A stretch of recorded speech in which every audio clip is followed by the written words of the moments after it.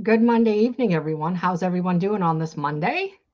Sorry, I'm here. I was trying to figure out. I created a intro video that I was super excited about, and now I can't figure out how to use it on StreamYard. So now I guess I'm just going to have to try to screw around with it during the weekend to get it to get it to work. I thought I had uploaded it on there, but my life is busy and crazy and chaotic, just like everybody else's. So happy Monday. How's everyone doing on this fine Monday evening? It's so good to be here for another episode of Heal Dish. So welcome to my regulars. Hi, Dave, Michael, Scott. So good to see all of you. Hopefully Sly will join us in a little while, and we'll have some newcomers coming on as well. So good to see each and every one of you on this Monday. And so um, what we are doing is we are going through a series. We are on episode 3 of the series, and kind of going through some of things that, that's probably a little bit of repeat of things before, but nonetheless, it's really good to reiterate some of the things because a lot of people go through trauma and they don't know what the after effects are, coming from the neuroscience and the neurobiology aspect of things. And so many people walk around oblivious to exactly what's going on in their world, and so they walk around with anxiety, depression, and all these things when in fact it could just be the after effects of trauma. And so what Heal Dish is the podcast for in the process, the deep feelers and the ones learning to stay soft while still surviving this world. And so today's episode is one that feels close to home for many of us, myself included, because it's about what happens when the past sneaks into the present moment, when your body reacts before your brain catches up, when something small makes you feel big things fast. We're talking about emotional triggers. And so that is just one of the things um, that is huge for all of us trauma survivors. It's one of those biggest things when it comes down. And so tonight I'll be breaking down triggers, what they actually are, what they feel like, how to recognize when you're having one, and how to start releasing the grip that has a hold on your nervous system. And so for me, I always like to kind of talk about some life experiences. And I think I shared this last week, maybe the week before, and things like that, and kind of, some of the things that I'm going through. And so it's kind of like if you ever felt shame or you've strongly reacted, or if you've ever asked yourself, why does this keep happening? Then this is probably the episode for you. So let me just kind of give you a life, experience that I've gone through just recently. I have been praise God, I have been kind of like panic attack free. I remember a time probably 8, 9 years ago when literally every single night I would wake up in a panic attack. I literally thought I was having a heart attack. And this went on for probably a good solid year and a half. And I'm very stubborn. I don't like going to the hospital. I have a lot of medical trauma. And so I don't really like going to the hospital and things like that, to the doctor or anything. And I was just like, man, I don't even know what's wrong with me. And I think I did. I think I ended up going back, not going back, but I did end up going and seeing a psychiatrist, and I was put on medications and things like that. And so I have not had a panic attack in that long, and I have been off my medication. So it's probably longer than that, because I've actually been off my medication for almost 10 years. And so I do more of the holistic. So anyway, long story short, after my second surgery in May, something started triggering me to where I was having, these panic episodes. And again, I thought I was having a heart attack. I could feel my heart rate beating really, really fast. And then it was palpitating. And I was like, oh, I don't like this feeling. I was getting like the heavy chest, and like an elephant was sitting on it. And I was like, oh, maybe it's just my asthma. And I was like, oh no, this is definitely, something to do with an anxiety attack. And so anyway, I went, and they're like, no, chances are it's probably just, you're probably just having anxiety, some nervousness, da, da, da, da, da. And I was like, okay. And so what I realized is, as I'm starting to, on a new path of my journey, I've been on this healing journey for 3 years, but nonetheless, we're always on a healing journey. So as you start healing one thing, more things in, let me go back. When you start healing one thing and you start building safety within your body, more things are going to start opening up, more things are going to start to surface. For some reason, I'm thinking the connection now is control. I as a trauma survivor in my childhood, I didn't have control over the things that happened in my life.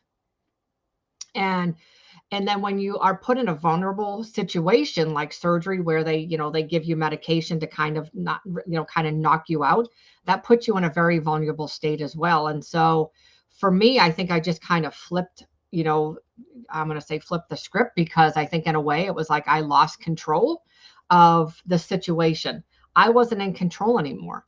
And so I'm using my neurosomatic art to kind of ground myself and get my nervous system back regulated, because it didn't matter what I tried. I would try my breathing techniques. I would try, just sitting, listening to calming music. I would take a walk and just try to just relax. I would play my games, and it was just there. It wouldn't go away. And so, I talked to one of my colleagues. She's a mentor, and she's like, do your neurosomatic art. And I was like, yeah, you're right, but I don't know. And so I've been doing it. I've been doing it more, and then I'm on. I do a lot of the holistic things, and so I've been taking some natural. It's called adrenal complex, and it's filled with all kinds of natural herbs and things like that too, to kind of help.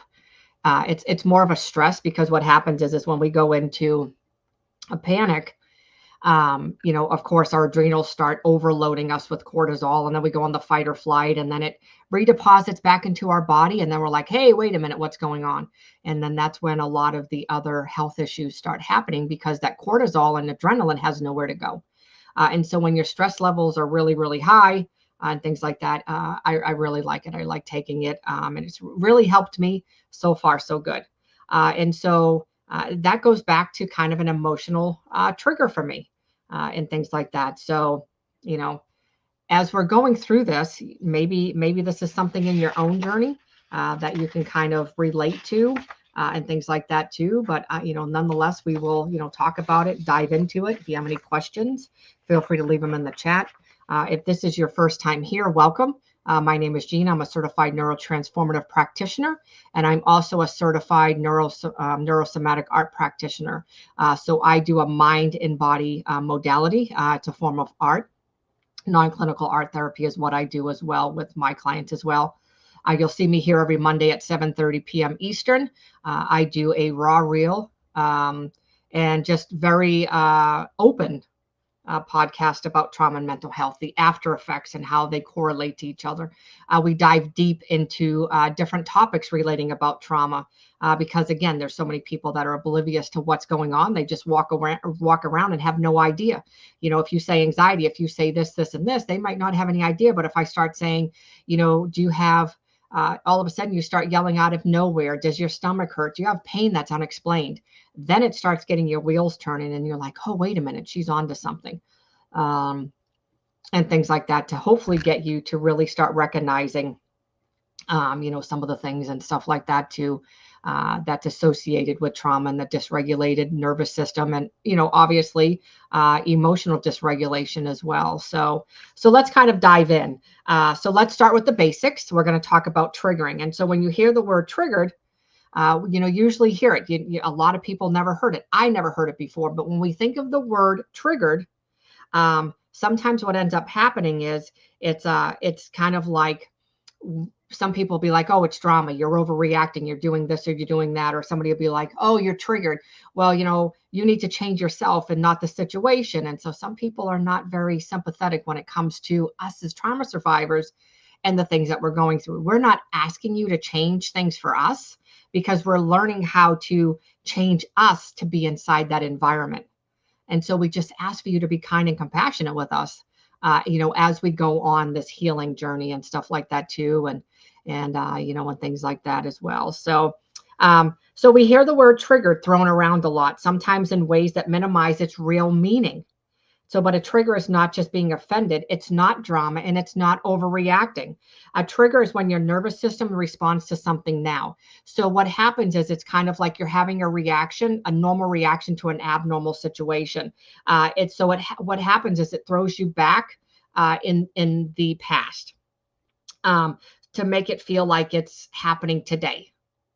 And so it could be a sound, a look, a tone, it could be a place, it could be a facial expression, anything like that. It could be something that you're watching, something that you're listening to, anything that reminds your body of danger, even if the brain doesn't make the connection right away.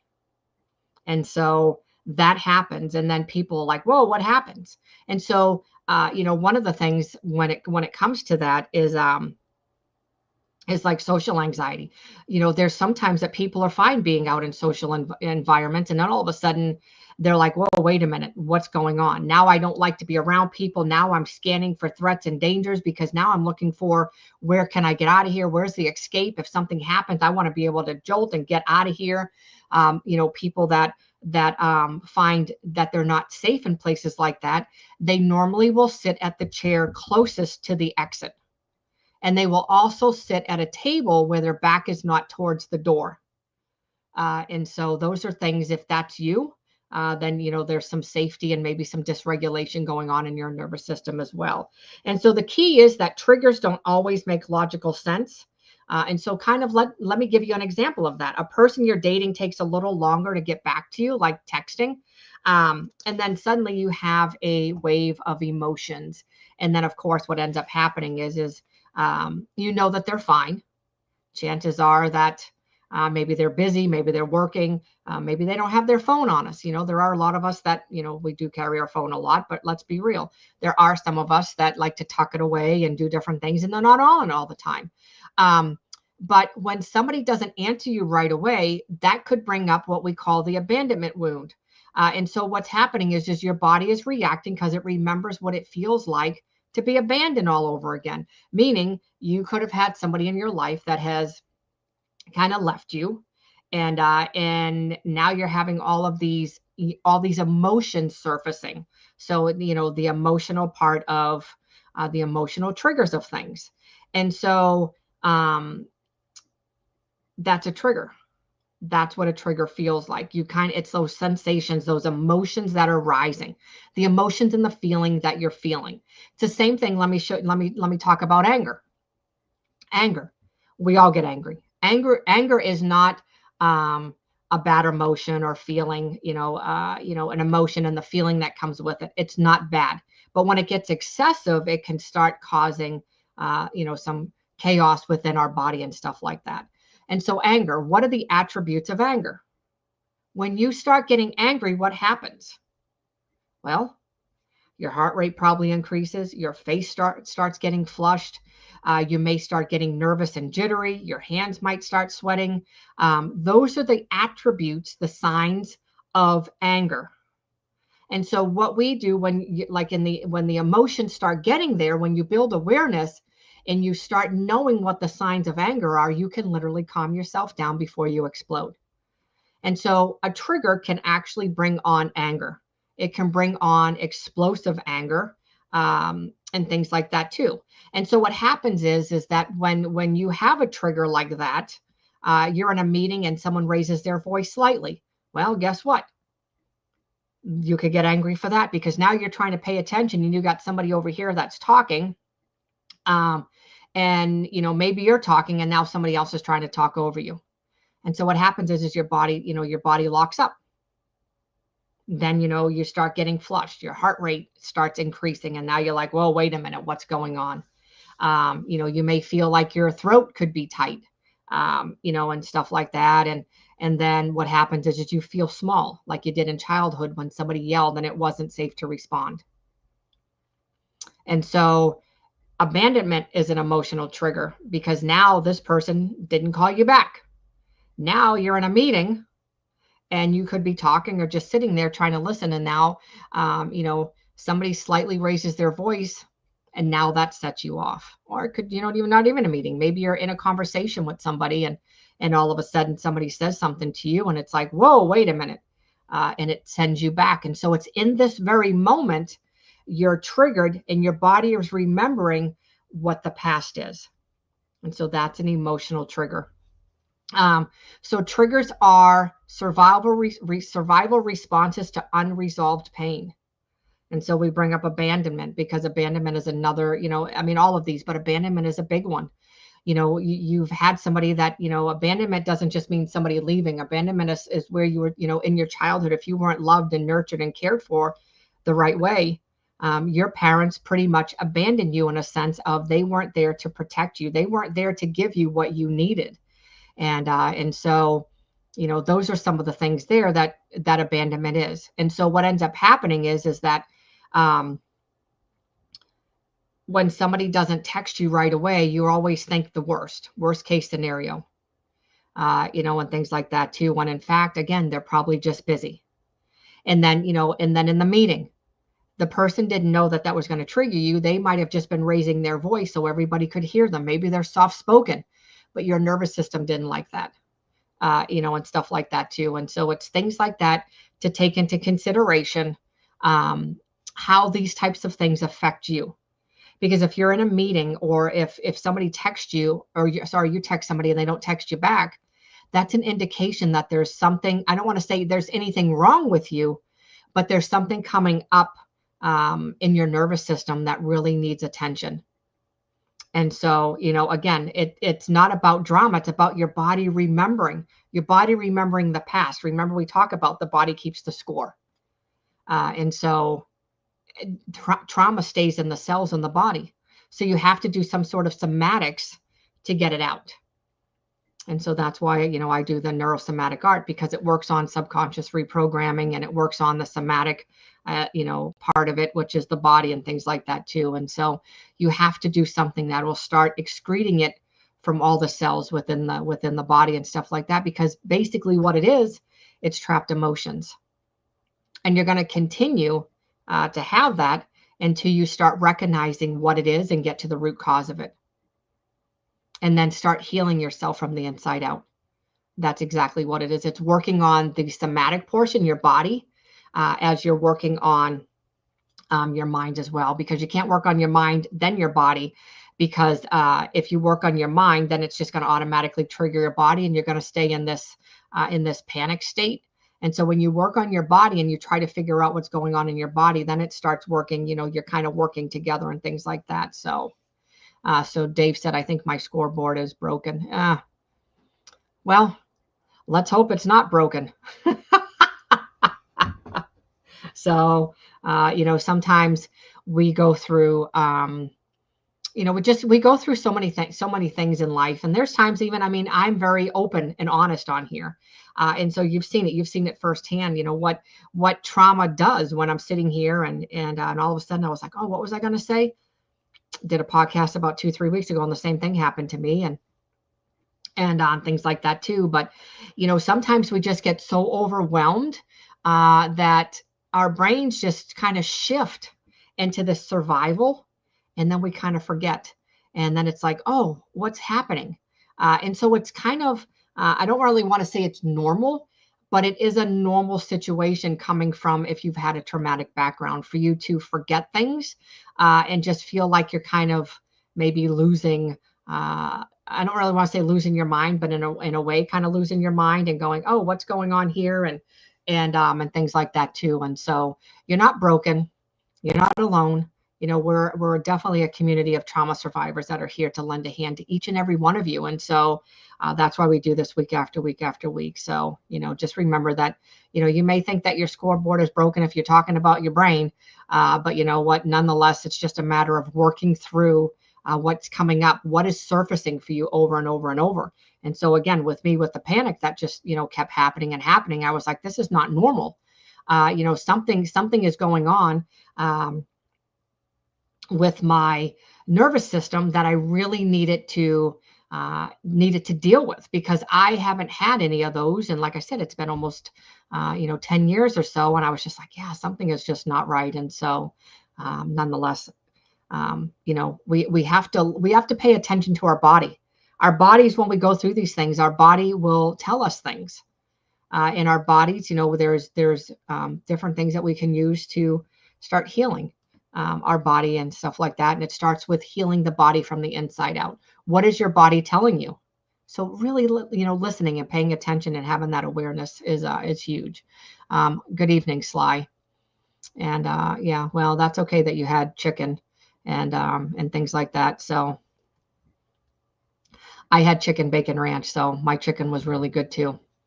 So that's okay. You can brag about your chicken all you want. That's okay as well. So anyway, so what are some signs you're being triggered? So how do you know that you're being triggered? Not everyone explodes.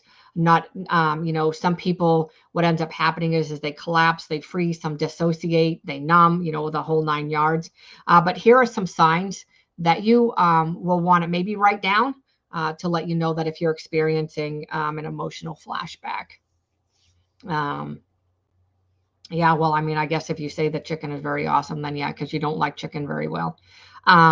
So again, if write these down, or maybe this is something that you're looking at and you're going, wow, okay, this is an emotional trigger. And so again, I bring this up because, panic, that's an emotional trigger. You're being triggered. There's something. So it's control. There's something going on there. And so racing heart or shallow breath, tightness in your chest or stomach, intense emotion that feels too big for the situation, irritability or shutdown, the urge to flee, fix, or fawn, sudden shame, dread, or emotional confusion. So let's go back. So racing heart or shallow breath. So we all know what a racing heart is. I mean, if you've run a marathon, if you get up and you move around, your heart's going to start racing. If your heart is racing and your heart does not settle down, chances are, when you try doing things, chances are you are in an emotional trigger. Shallow breath. A lot of us trauma survivors, we hold our breath or we shallow breathe because we are in fight or flight constantly. And so, pay attention. Are you shallow breathing? Where are you breathing from? Are you breathing from up here? Or are you breathing from your diaphragm in your stomach, your diaphragm area? Where are you breathing? When I have sessions with clients, I can usually tell when they're triggered because I look at their shoulders. And if their shoulders are moving during a session, I know that they're triggered. And so I used to do that. I used to breathe from up here and not the lower part of my lungs. And so, that's why it's always good to make sure that you're taking at least, 2 to 3 deep breaths every time that you think about it. A couple, deep breaths in and out and things like that. So usually it's a deep breath in your nose and then out your mouth, or, so you're staying in that parasympathetic, that rest and digest, kind of that peace and calm is where where you want to stay. Tightness in your chest or your stomach. If you feel like you have tightness in your chest or in your stomach, kind of like you're feeling like somebody's sitting on you, then that could be an emotional trigger.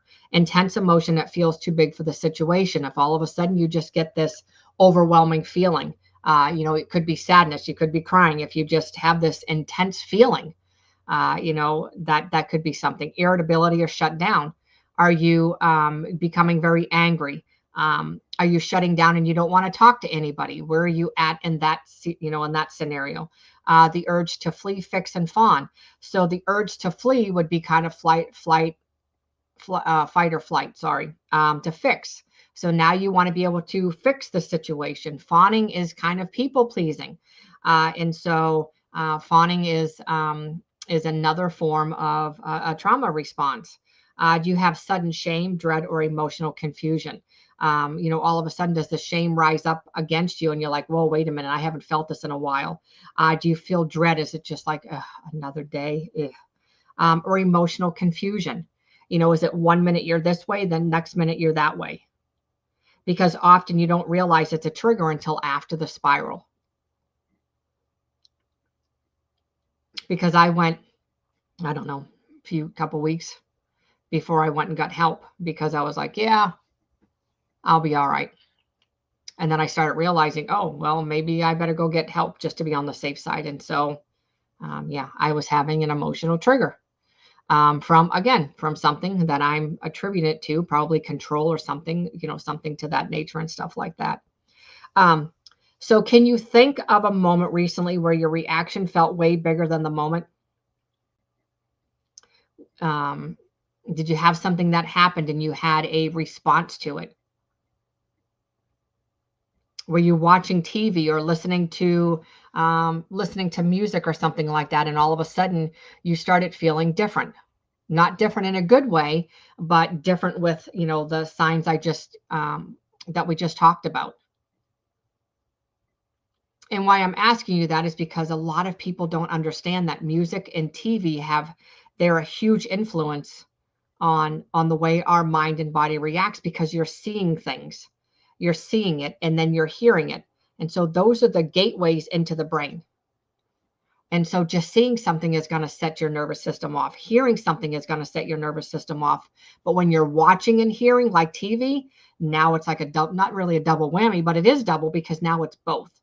And so what we don't realize is that those are the two biggest culprits when it comes to having triggers and emotional triggers and things like that. So it's always going back and saying, what was I watching a couple minutes before I felt like this? What was I listening to a couple minutes before I started feeling like this? And then, and then listen to those lyrics or that TV show and try to figure out if there was something in there, that triggered you. And stuff like that too, because those are things to start making your body aware. And so what you want to do is, you don't want to judge it, you want to notice it. So don't judge it and be like, oh, not this again. Like, why am I feeling like this again? And, and then tell your body, oh, your body's bad and this and this and this, because your body's realistically not bad. What's happening is your body's in the survival that it's trying to protect you. And so your body doesn't know right from wrong or good or bad right now, because you are in the survival mode. So your brain is automatically going, oh, now I'm in here. And what is my body reminding me of? Like, what am I doing that my body's going, oh, wait a minute, this is familiar. I didn't like this when this happened. And so now it's kind of waking you up to go, oh, this is an area of my life that I probably do need some help in, or need some work in, to figure out what the root cause of this is and stuff like that. So, and things like that. And so, thank you, Scott. Scott said Gina, Gina said, I thought you said, well, oh, never mind. I read that wrong as I'm talking and looking over. I thought it said something different. Sorry. That's just why I shouldn't like be in the chat as I'm talking. I kind of skim through it and things like that too. So yeah. So triggering. Like I said, it's just one of those things that when I work with my clients, I really try to educate them about triggering first, because if I don't get those triggering elements down to you, the signs and symptoms of triggering and going through what the body feels like and all of that, when you start doing the neurosomatic art, you're not going to know.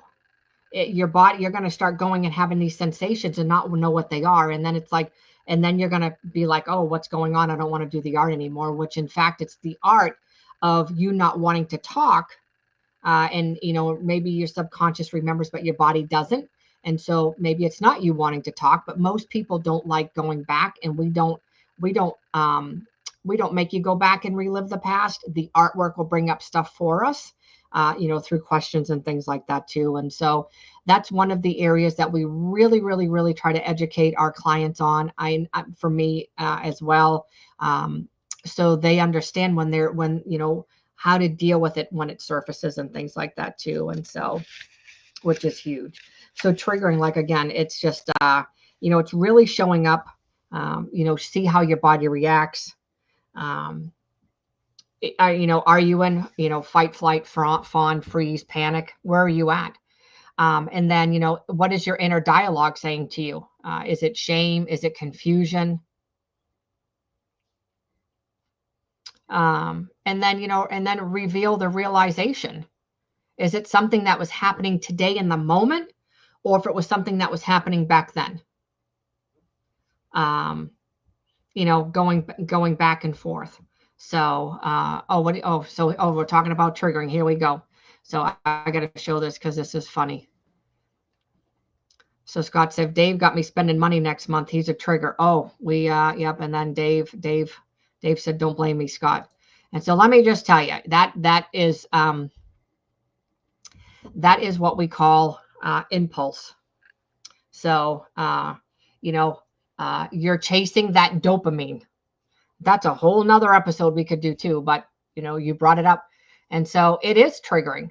And so what's happening is kind of, let's use that because I kind of like that you brought that up, but it is an impulse. So basically what happens is you're triggered, you have an impulse, your impulse to do whatever. So your impulse is to go shopping because you're chasing that dopamine, you're chasing that high of life, you're chasing that joy, that happiness that's temporary. I used to do that. Every time I was triggered, I would want jewelry, because jewelry, I felt like jewelry was what I wanted. Oh, jewelry will save me. No, it does not.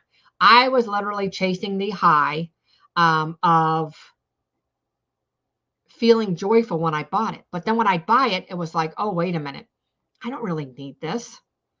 And then it was like, I'd go and buy, a $3,000 ring. I don't know. I'm just throwing that out there.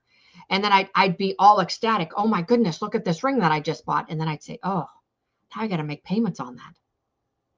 And so then the joy was just temporary because now I'm like, oh yeah, you don't really think about, those types of things. And so, it's looking in the moment. I'm just going to share this and then, because I'm not going to stay on that for a while because we've covered that before, but it might be something in the past to bring back up.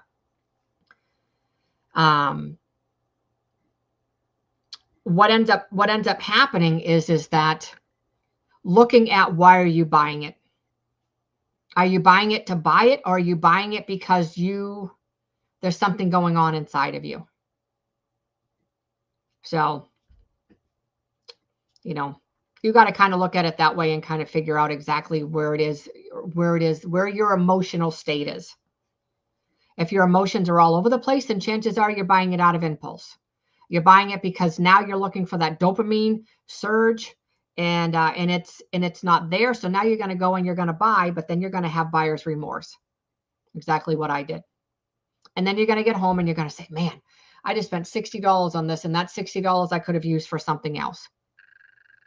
So really, before you buy something, sit and think about it. Sit. Here's another personal story. We have shared this, as far as our family going through, our adoption. And, we've had to put our adoption on hold since 2018, after we had a house fire.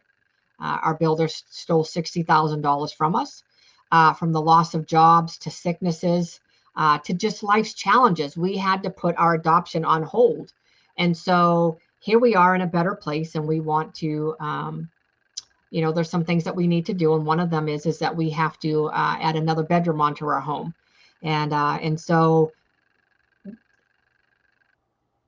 the banks don't like to loan you. That has to be like an excessive amount of money. Well, we don't need that much money. And so I'm looking at it going, now before, the old me would have been like, I'm getting this loan. We have this much equity, like, hello, we're doing this, this, and this. And now I'm like, do we really need this? We do need this because there's things that we were told that we really do need this. But it was in that moment, it's like you start realizing what you need and what you don't need. And we would be perfectly fine living in the home that we're in, and stuff. But what ended up getting us was when the attorney told me that, God forbid, I hope this doesn't happen before she's 18. But what the attorney told us is that if our daughter is not adopted by, before she's 18, and something happens to my husband and I, what'll happen is she will become a ward of the state, and our older daughter will have to petition the courts, and then get custody, and then petition the court to adopt her. And so we have been trying everything to try to help us figure out to get that addition done and then have the extra money, because we move counties. And now that we move counties, it's a little bit more money for the attorney. And so we're trying to finagle things to figure out what we can do fundraiser wise and things like that too. And and stuff. And so just to try to figure it out. But see, the old me, I would have just been like, okay, come on. But now I'm looking at, I have to look at all the pros and cons of everything. Is getting a loan the best thing to do? Is fundraising the best thing to do? What is the best thing to do, for all of us, given the situation? And so it's looking at things and saying, okay, we need to do this and stuff like that too. So, and stuff like that. And so, you're not acting on, I know that's kind of a different thing, but it is, going to show you that, I could have been like, shoot, I'm going to get an $80,000 mortgage, and I'm going to go put me in an in-ground pool. Yeah, I would be nuts at my age. I mean, it would be nice. Don't put it past me, because I've thought about it. But, realistically speaking, it's like, oh, is it really feasible? No. So see, because if I would have got an $80,000 mortgage and spent over it, and had it for over 30-year mortgage, just say, I could enjoy my pool. But the fact of the matter is I would probably be acting on an impulse type thing, because, I've always wanted an in-ground pool ever since I was a teenager. But I can't see now. The old me would have been like, hey, let's do this. Now the new me's like, no, I don't need that. There's other things that I need.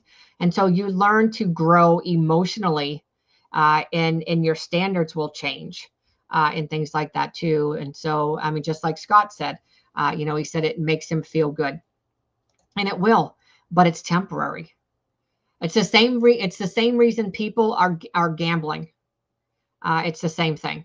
They go in for that dopamine surge, but then all of a sudden, they don't win, and then they're like bumming, and things like that. So yeah. So then Scott says, I'm taking out a loan over the winter. I think, well, that's what you need to figure out. Like, why do you need a loan?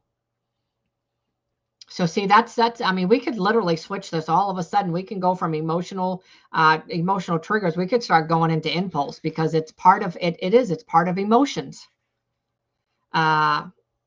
So it's going in why, looking at things, why, and going in it without, obviously you need emotions to do it, but why? You look at the pros and cons of everything. And that's what I had to do. And so I'm still hesitant about getting a loan. And I thought, well, maybe we could just fundraise and at least get half of it. We could save half. We do have some saved, you know what I mean? But, just trying to figure out what we're doing, and things like that too, because this is something that's near and dear to our hearts, and things like that. And I don't have a whole lot. I mean, I even have, my cabin, and this will tell you, because if you know me, and because this is where I do my podcast every Monday, this is where I meet my clients. But I'm willing to sacrifice and give up and sell my cabin to make sure that my little girl stays in our family. And so sometimes we have to do those types of things. Sly, yeah, he's got so much fishing stuff that I'm ready to put his kayak for sale while he's gone. I'm gonna put his kayak. I'm gonna put all his fishing stuff. He's gonna come home to nothing. The shed's gonna be sold. His fishing stuff's gonna be sold. You know what? Because we do all that stuff when we need to sacrifice for loved ones. Shouldn't say that. Then he might end up. I'm waiting to see if he says something. He might be like, "Yep." He might slam the door in my face. No. Better watch out, Scott. I'm gonna come there and start selling all your fishing stuff. So, oh hell, he says, oh hell no. Yeah, okay. Well, that's fine. See, so we know, so that just goes to show you right there where your priorities are. I guess I have better priorities. I guess I am more emotionally intelligent, I guess, than you are. So, it's okay. It's whatever, and stuff like that. So Dave's funny. I'm on my way. Come on, Dave. I'll end up sending you the address. You can come. No, it's all good. And so it's really working on how you feel in the moment, and not going, before you go and do different things like that. You don't act on impulse. Don't act on your emotions. Make sure that you have your emotions, and they're all leveled and stuff like that too, and kind of see how it kind of is. So. And things like that as well. So, well, so Sly said, my yak it's not a priority, but it's a piece of my mind. And well, yeah, well, my cabin is a piece of mind. It gives me peace of the mind and peace of my body, and things like that too. So yeah, I'm just teasing with you. And Scott said, um, Scott said, stay away from my house, Dave. Oh, he must have a lot of fish and stuff, doesn't he? So he must have a lot of fish. Oh, see there? We're having a garage sale now, fellas. Oh, so anyway, make sure that nonetheless that when you are going and buying something, that you're doing it for the right reasons and stuff like that. You know, when your emotions are uh, when your emotions are regulated. And Michael said too much is never enough when it comes to fishing gear. Yep, I understand. Boys and their toys. Although there are some females, so girls and their toys too, but you know, and stuff like that. So it's all good. You know, and you can't. The whole gist of it is obviously fishing is a really, really good outdoor sport that really gets you in peace of mind. It really helps you with some regulation in the midst of it. There's so much more to the sport and stuff like that, but it's going, you know, when obviously when you're buying things and you're overspending and then you're trying to figure out, oh, well, I just spent $600 on fishing gear, but oh, now I don't have any money for a gallon of milk, or now I don't have any money to pay my rent. So and stuff. Yeah, we're gonna have to go raid her closet, aren't we? So and stuff like that too. But I just got to watch out for everybody, and not that I'm a rescuer or a healer in that sense by any means, but I know what it's like to have impulses. I know what it's like to do things out of impulse and then have buyer's remorse and regret any of that and stuff like that. I mean, I used to be the one that I would go spend all my money and then try to borrow money because I had no money to pay my rent or to pay any of my bills. I was always borrowing money from family because I would always spend. And until I started realizing nobody's going to bail me out anymore. Jeannie, you got to get your stuff together because, you know, and then obviously getting into this work, I started figuring out I was chasing that dopamine. That dopamine was making me feel happy and joyful for a while, but it was very temporary. Didn't last very long at all, and stuff like that too. So yeah. Oh, she does a tractor trailer load of fishing stuff. Well, she does a lot with the community down there too. So that could be why she's got some of her stuff too.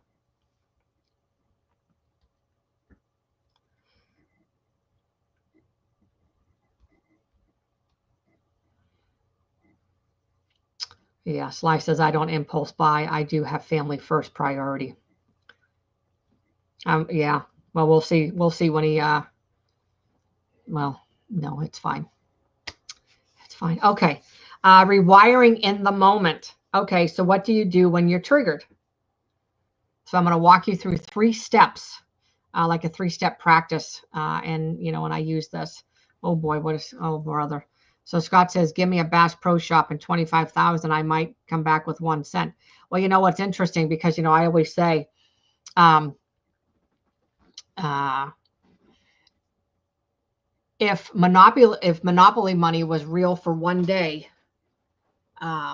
where would you shop? I don't know how much monopoly money. You know what? Actually, I'm going to Google it real quick and see how much monopoly money is. And see.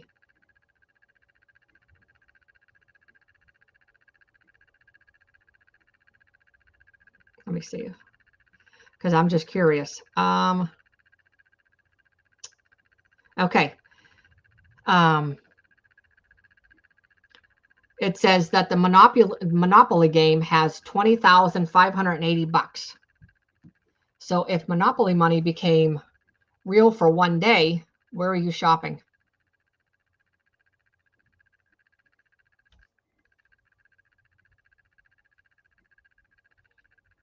Anybody? If you had an extra $20,000, if you had a Monopoly game and all of a sudden they said, you know, the Monopoly money is real, where are you shopping? Scott, you still shopping at Bass Pro? I'm sure all of you would be like Bass Pro. You would probably be like just like American Legacy. I mean, all these places that would probably be. So anyway, you'd probably all be talking about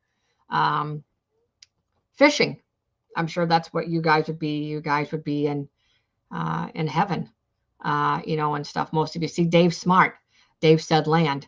And so you and I, Dave, are on the same page because I was thinking, addition, land and everything like that. And see, and so it's looking at where are your priorities? Where's your emotional state? That would be nice. I would love to have a land with some pond and stuff like that. It would be nice, which would be really good. But it would be. I mean, nonetheless, But then I think, oh well, I could add on to the house, yes, which would be nice. And then I was like, well, what could I do for myself? And stuff. So I like what Michael said. Michael said I'd give it to my daughter and future son-in-law for a down payment on a house. And so that would be a wonderful idea too. And so, I think that's, I would probably add on to my house, or what I would do is definitely figure out something for the kids, and stuff like that. And so it's kind of helping them and things like that too. And, helping ourselves and helping them and stuff like that too. So it's kind of looking at, but I would have definitely said, man, like I'm going to buy like a designer purse, or I'm going to buy some designer shoes, or I'm going shopping for clothes. Not that I really need any clothes, but that would have been like one of my things. I'm going shopping for clothes and to do this, this, and this. But, and stuff like that. And so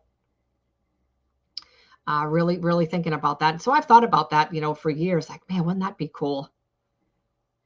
Oh, that's so funny. So Scott says, I'll pitch a tent, become a squatter with lots of gear to feed myself. And you'd be a survivalist. There you go. And you could right on his property. Have no idea. He has see Dave. He's coming for you. You better make sure you put cameras up.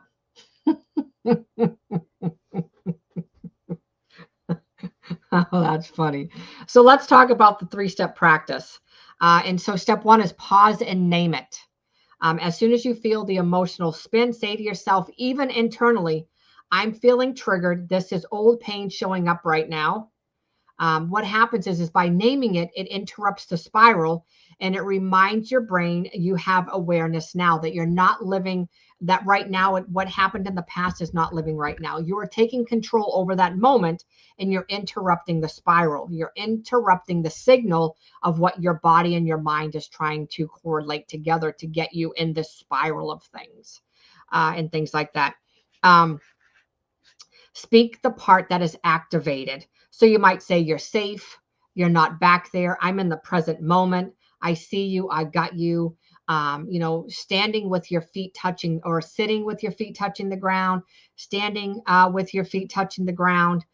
So you can feel yourself in the present moment, which is something that's really good as well. And of course, if you're overwhelmed, that old wound is being touched. And so what happens is when you speak directly to that part of you that's reacting, you're starting to build inner trust, and you're co-regulating with yourself. So speaking out loud, and why I like to tell people to speak out loud, even if if maybe you just say it in your mind. The reason that I tell my clients, and I'm going to tell you as well to speak it out loud, is because our brain is also activated by audible.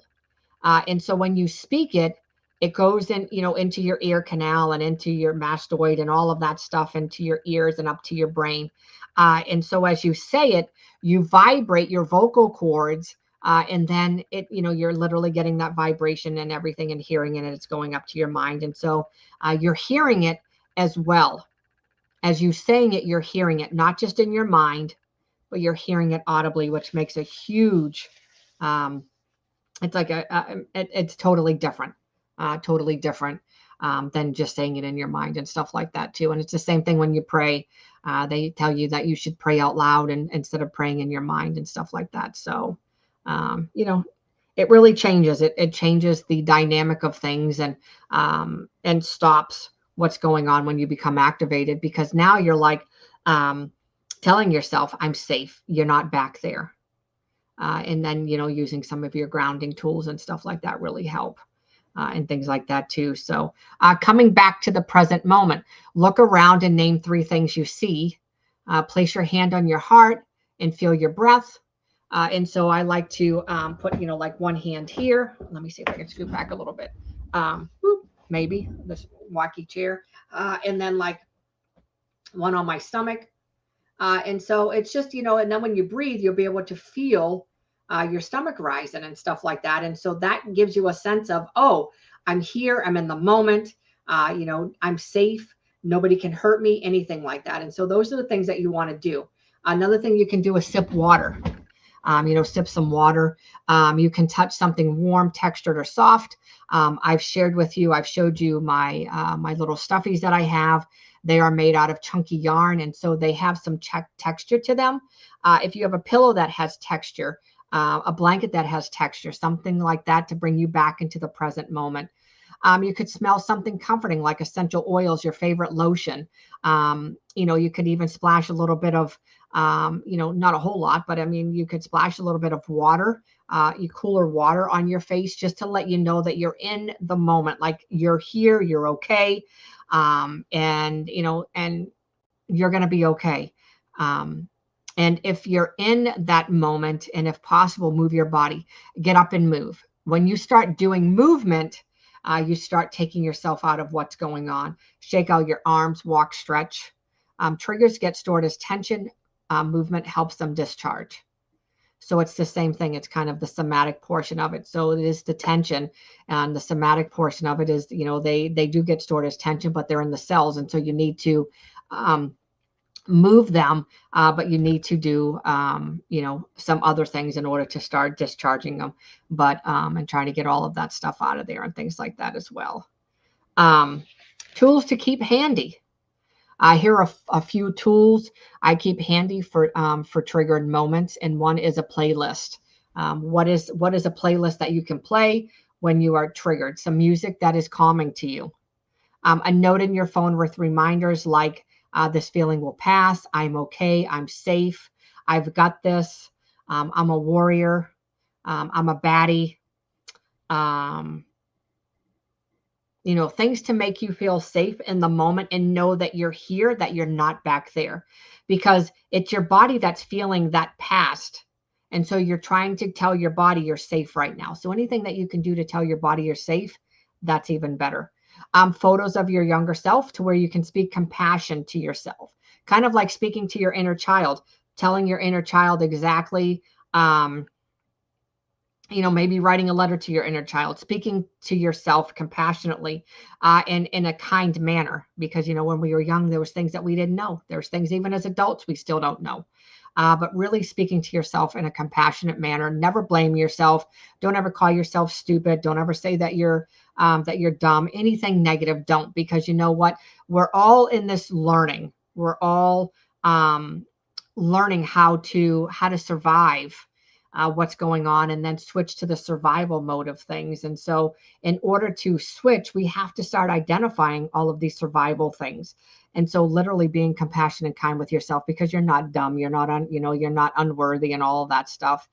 You've just been through so much in your life that sometimes our inner dialogue likes to say those types of things to us, because those may have been things that were said to us our whole entire life. Cold water splash water on you with some deep and then exhale with some sounds. Humming. You can hum. You can sing. Again, that vibrates and gets into your brain, and it changes all the dynamics. Neurosomatic art, even 5 minutes of doodling can reset. And so I recommend the harmonizing circles that I do, or even the spiral, the neuro spiral that I created. And so again, you don't need fancy tools. You need something honest, repeatable, and within reach. And so those are things to kind of help you get back on where you need to be, and things like that when you do have these emotional triggers and stuff like that as well. And so it's like, what's going on? And some people don't even know. And so again, that's why we do this week after week, to bring awareness and education, and then start bringing in some tools and resources that you can use immediately to kind of help you as well. So guided reframe and grounding. And so before we start kind of going into kind of this and stuff like that, I do want to mention that October 25th and 26th, I believe, is when it is. Let me look. Get there. 25th and 26th. I don't know if I still have that on here or not. Yes. And so we are doing our second annual Rise Up from Trauma and Mental Health Conference. It's all online. And so it's going to be 2 days packed with different speakers, different healing modalities that we're going to be doing, a lot of mind and body modalities. There's 10 speakers, so it's smaller, but we're still mighty. And so you can get your tickets at riseupfromtrauma.com, and you can go on there, just kind of look and see. We do have some, we have some early bird specials. You have recordings that come with it, so you can actually go over, so you don't have to feel overwhelmed. And what I love about this, so a lot of people don't know this, but I am the founder of Rise Up from Trauma. I am the founder of it. And what ended up happening with this is God kind of said, look, Gina, I brought you through the depths of hell, and I've literally carried you through the fire. I have taught you things that a lot of people are oblivious to know. And so take that knowledge and run and elevate with it. And so I started this conference 2 years ago, or last year. I did my first one. I had to think for a minute. I was 24. I did my first one last year, and so we're having our second one in October, and I'm just super excited. And so what I want to say is, we might be small, but we're mighty. We're all trauma survivors. We all know what it feels like to go through the things that we felt. From the emotional dysregulation to the nervous system dysregulation to the chronic pain, the mood swings, the misdiagnoses, everything like that. We totally understand exactly what that feels like.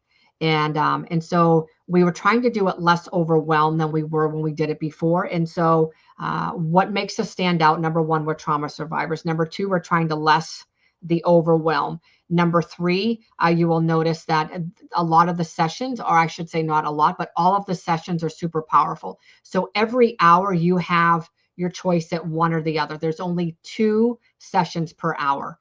And then myself and my colleague, she's my mentor. Her and I are both doing neurosomatic art. And so there'll be 2-hour time frames in between that, but I'm doing it one day at one time. And then, and so even during those times, you'll still only have 2 an hour to choose from. And obviously, if you pick the one over the other, you will have a video recording. And so what I highly recommend this conference, not just because I'm the founder, but I highly recommend this conference for, number one, we are all trauma survivors. So we're coming not only with the life experiences, but we're coming from a neurobiology and a neuroscience perspective when we start giving the education and the resources and things like that. These are all things that we have dug deep into. And so we are, there's some that are licensed mental professionals, there are certified mental professionals, but the biggest thing is being a trauma survivor and relating to each and every one of you that come. Our goal in life is to get everybody on the other side of survival. We want to see you thriving in life so you can be who you want to be. And so if you can't afford it, reach out to me. We don't have any scholarships, but we could always possibly do a payment plan between now and October. We could do some sort of a payment plan to get you there. I don't know how much the tickets are. I really can't remember. I want to say they're like $125, $150 for 2 days. And I can't remember. But anyway, I would love to see each of you there. That's our early bird pricing and stuff like that.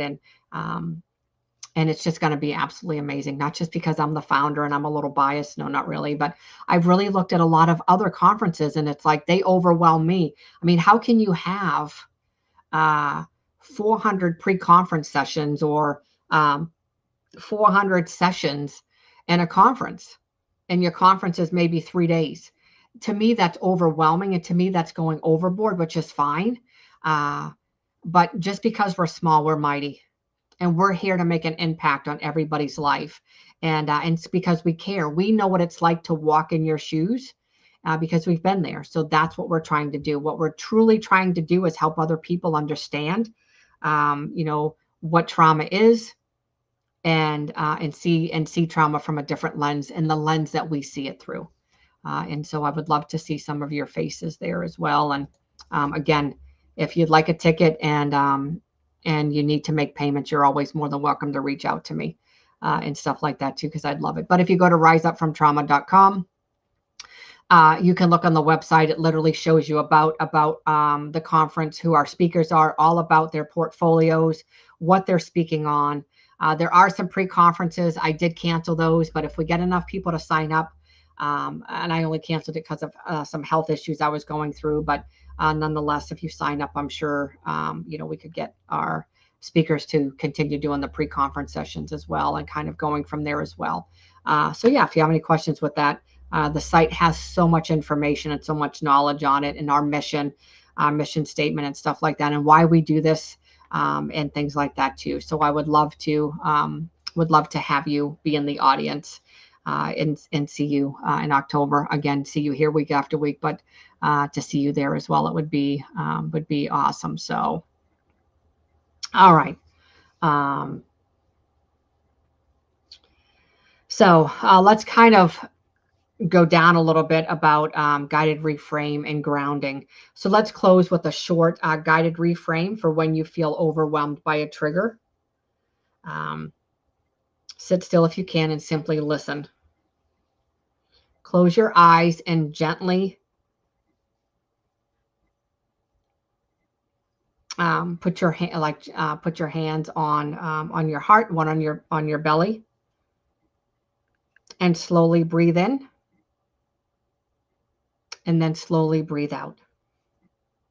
And as you do that, you can repeat, this feeling is familiar,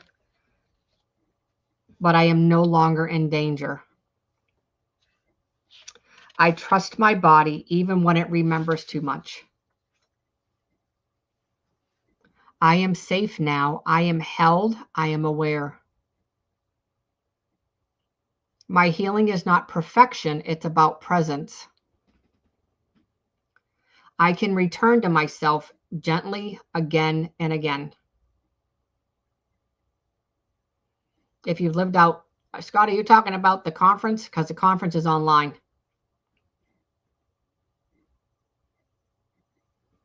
It's all virtual this year. We'll keep it virtual for a little while before we go back to doing virtual and then doing in person as well.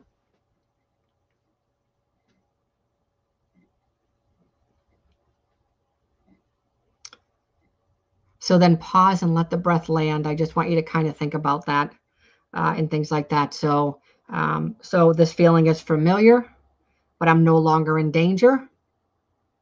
I trust my body even when it remembers too much. I am safe now. I am held. I am aware. My healing is not perfection. It's about presence. I can return to myself gently again and again.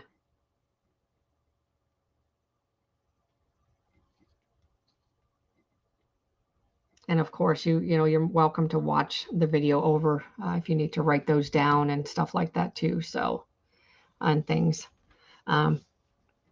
So your reactions. So with your reactions, I don't want you to feel like you're broken. What ends up happening is they make you alive. Your body remembers because it loves you, but you're allowed to teach it something new, something different, something softer, something gentler. So here's your invitation today. Try this practice the next time something overwhelms you.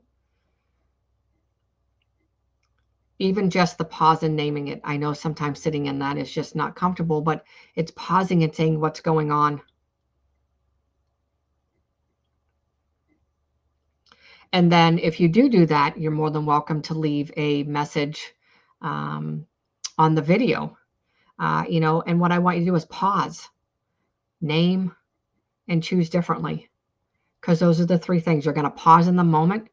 You're going to name what's going on, and then you're going to choose differently. You're going to choose how you choose to handle it. And if someone you love keeps beating themselves up for their reactions, send this episode to them because they need to see it. These are the episodes that need to get out. And let them know they're not dramatic. They're not broken. They're remembering and they're healing. They're healing. We're all on this healing journey together. You're not alone. You're not broken. You're not unworthy. You're not stupid. You're not uncool. You are worthy. You are amazing. You're not broken. So just remember all those things. You know, maybe go out and encourage somebody. Maybe send, encourage somebody else. Send some inspiration to them. Share a little bit maybe of your story of some things that you've gone through and the things that you've overcome. Write it down so you can look at it. Maybe when you journal, write down. That was a turning point for me when I started having the tangible proof of what God did in my life. Dissecting the areas of my life really, really, really saved me, but going further and deeper into it. And so just remember that you're never alone. We're here for you. We're a community of trauma survivors because we understand exactly what it feels like and know what it feels like. We don't just say that because we've lived it. We still live it because we're on this healing journey together. So I just want to say thank you so much for being here. You're doing more than you think. You're showing up. You're showing up here. You're showing up in your life, even though it's not easy.